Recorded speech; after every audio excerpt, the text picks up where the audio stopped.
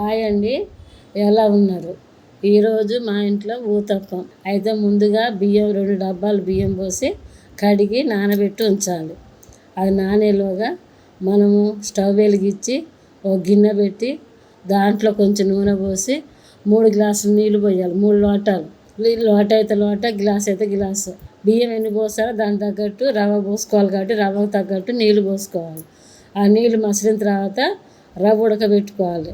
మరి గట్టిగా కాదు, జారు ఉడకాలి. ఉడికిన తర్వాత ఆ చల్లారిన తర్వాతనే చల్లారిన తర్వాత పక్కన పెట్టి నానబెట్టిన బియ్యాన్ని బుట్టకేసి ఆ నీళ్ళన్నీ ఒడిగెళ్ళాక బియ్యపిండి కొట్టుకోవాలి. బియ్యపిండి కొట్టుకున్న తడిపిండిని ఈ ఉడికిన రవ్వలోనే కలపాలి.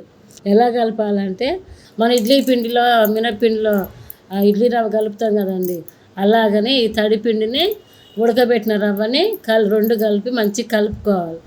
కలుపుకున్న పిండిని కాసేపు ఉంచిన తర్వాత స్టవ్ వెలిగించి పెనం పెట్టి పెనం మీద నూనె రాసి దిబ్బ రొట్టె వేసుకోవటం, అంతే, అయిపోయినట్టే.